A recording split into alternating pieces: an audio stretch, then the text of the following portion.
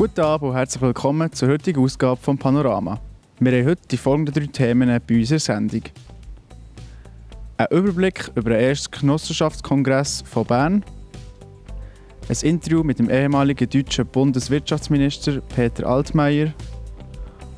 Und wir geben ein Update zu den Bauarbeiten bei der Brienzer Rothornbahn. Genossenschaften wie die Migros oder die Mobiliar haben sich schon lange sozial wie auch ökonom etabliert.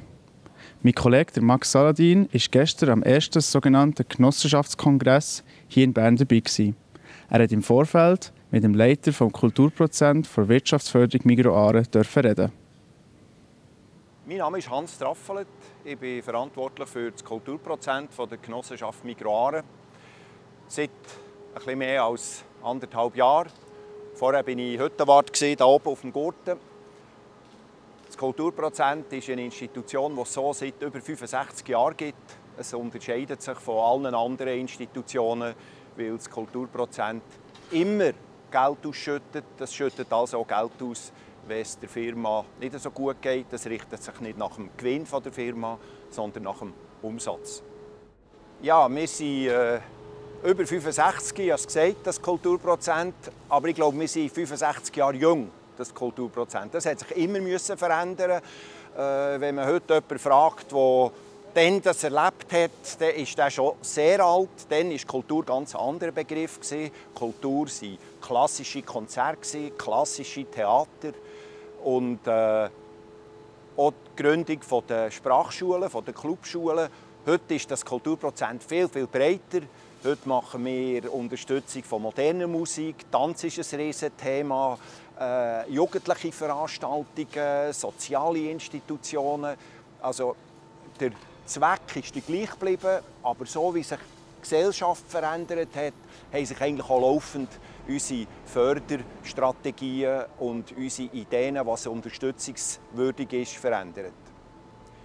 Ich glaube aber, eine bestimmte Grösse ist die Genossenschaftsform eine wunderbare Form, weil es einfach nicht darum geht, grösser, schneller, mehr, möglichst schnell zu expandieren, sondern man kann wirklich ein Grosses, eben zum Beispiel der Zusammenhalt in diesem Land, die Menschen in diesem Land, dass es ihnen gut geht, dass es ihnen auch weiterhin gut geht, im Auge behalten. Und da zeigt ja die Migros auch mit dem, dass sie nächstes Jahr 100-jährig wird, dass das bisher eigentlich hervorragend gelungen ist.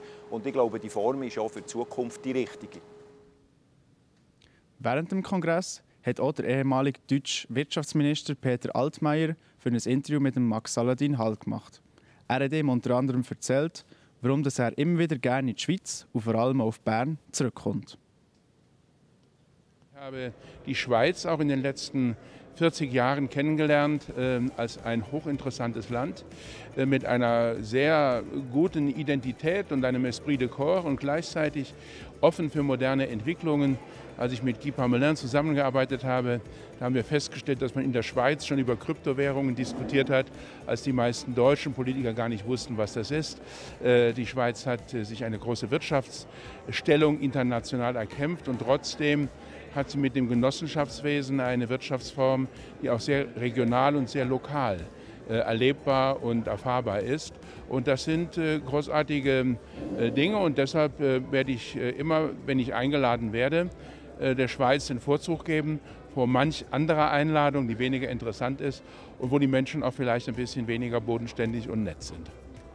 Und Bern insbesondere, weil Bern ja nicht so eine große Stadt ist wie viele andere, aber es ist trotzdem eine schöne und repräsentative Stadt. Es ist eine Stadt, wo die Menschen entspannter sind, wo die Diskussionen manchmal auch tiefgründiger sind. Und deshalb bin ich immer wieder gerne nach Bern zurückgekommen. Zum letzten Mal war ich hier Ende August. Meine grundlegende These heute war, dass in einer Welt, die immer globaler wird, die auch immer anonymer wird und wo der Einzelne sich oftmals alleine und überfordert fühlt, die Genossenschaften ein Stück Heimat vermitteln können, weil sie Partizipation, das heißt Mitwirkung, ermöglichen. Nicht nur für die Genossen, sondern dann umgekehrt auch für die Mitarbeiterinnen und Mitarbeiter, auch für die Kundinnen und Kunden. Das sieht man, wie sehr manchmal über Generationen hinweg die Anhänglichkeiten zu bestimmten Genossenschaften in der Schweiz weitergegeben werden. Und ich glaube, dass der Umstand, dass die Schweiz so gut durch die Moderne und durch die Globalisierung gekommen ist, auch etwas damit zu tun hat, dass die Genossenschaften ungefähr 10-mal so bedeutsam sind wie in Deutschland, verglichen auf die Gesamtbevölkerung. Und das bedeutet für mich, dass wir von diesem Schweizer Modell lernen können. Sie sind nicht die profitgierigen Unternehmer und sie sind trotzdem höchst erfolgreich in der Marktwirtschaft. Das verstehen die Leute und deshalb hängen sie in der Schweiz so auch an ihren Genossenschaften. Bei den Unwettern von Brienz am 12. August ist fast die ganze Strecke von Brienzer Rothornbahn beschädigt worden. Das hat dazu geführt, dass der Betrieb eingestellt werden musste. Heute ist an einer Medienbegehung das letzte Gleisteil wieder zusammengesetzt worden. Mit dabei der Max Saladin. Wir können dir heute sagen, wir wollen die Bahn bauen für die nächsten 130 Jahre. Wir wünschen euch gute Fahrt.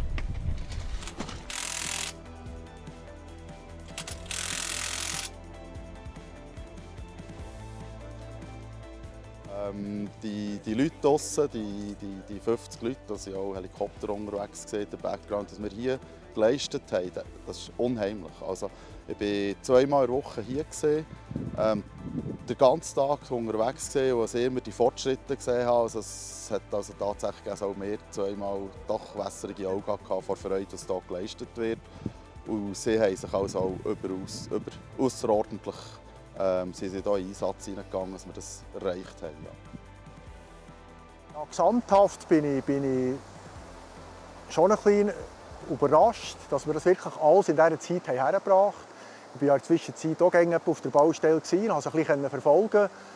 Ganz am Anfang, das gebe ich ehrlich zu, da habe ich ein bisschen schwer damit, wirklich daran zu glauben, dass wir es wieder herbringen. Weil es ist halt auch von Umständen abhängig, die wir nicht beeinflussen konnten. Insbesondere das Wetter. Oder wir mussten ja sehr viel fliegen, dass wir Schotter und Beton hergebracht haben. Und das kann man nicht beeinflussen.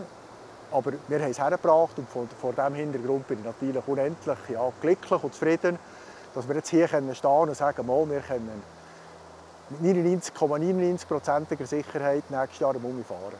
Es ist so, ich habe ja schon Wetterdörfer begleitet, Management betreiben. Meistens kann man Pläne vornehmen, Daten vornehmen, man kann den Leuten Daten geben, man kann Vermessungspunkte geben, man kann zeigen digital, wie das aufgebaut wird, man hat Normen. Hier gibt es nichts. Einfach wirklich nichts. Da ist Pionierarbeit dahinter.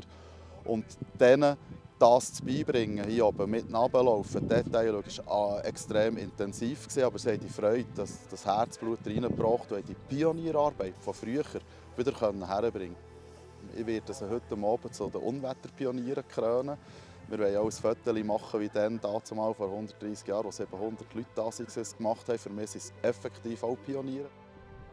Es ist natürlich einmal mehr ein unglaubliches Signal von unseren Spenderinnen und Spendern, wo wir ja jährlich die anschreiben. Wir haben auch sonst schon Geld gesammelt, oder, für gewisse Sachen zu machen an der Bahn. Und jetzt das Resultat, das wir jetzt hier haben, das ist wirklich erstmalig in diesem Ausmaß. Und das gibt einem auch Sicherheit auf der einen Seite, dass man eben auf das zurückgreifen kann. Aber auf der anderen Seite tut es einem natürlich auch motivieren, auch in Zukunft das Allerbeste und vielleicht noch ein bisschen mehr für unsere weit über 100-jährige Bahn zu geben.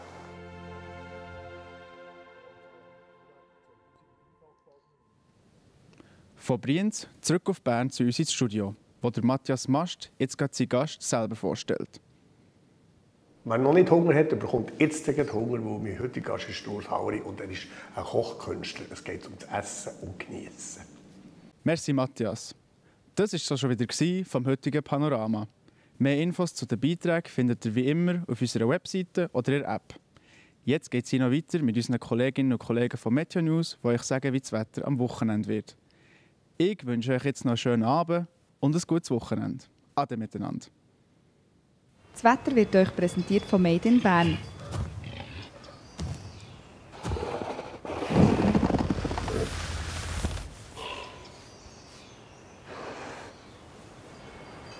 Bärenstarke Ferien. Made in Bern.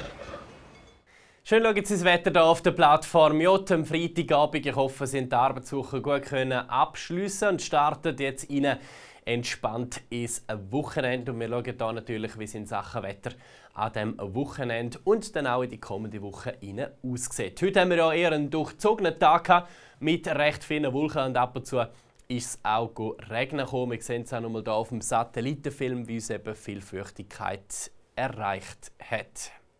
Aber an diesem Wochenende bildet sich eine Hochdruckbrücke über dem Alpenraum und die sorgt für eine Stabilisierung und auch für trockene Verhältnisse. Morgen am Vormittag hat es Nebel im Flachland. Da ist es entsprechend natürlich grau, bei etwa 10 Grad. Außerhalb vom Nebel aber zum Teil recht sonnig. Und am Nachmittag löst sich der Nebel teilweise oder sogar ganz auf. Und dann haben wir einen Mix aus Sonne und Wolken. Das sieht recht freundlich und recht passabel aus. Morgen am Samstag, auch wenn man draussen etwas unternehmen will. Die Temperaturen erreichen am Nachmittag so um die 15 bis 16 Grad. Dann schauen wir uns noch die weiteren Aussichten an. Am Sonntag und Montag geht es trocken weiter. Nebel und Hochnebel hat in den tiefen Lagen, der kann auch mal bis zum Nachmittag liegen bleiben. Sonst ist es aber oft recht sonnig, in den Bergen speziell natürlich ziemlich schön und ziemlich mild. 15 Grad erreichen wir maximal im Flachland. Am Dienstag dann voraussichtlich eine schwache Störung. Da kann es ein bisschen Regen geben, eher ein wechselhafter Tag. Nachher aber auch schon wieder trocken ab der Wochenmitte und zum Teil auch sonnig und die Temperaturen gehen höchstens leicht retour. Also allgemein in den nächsten Tagen milde Temperaturen, speziell natürlich außerhalb vom Nebel und Hochnebel, wo halt in dieser Jahreszeit eben auch dazugehört. Das war vom Wetter hier auf der Plattform J. Danke fürs Zuschauen und ganz ein schönes Wochenende.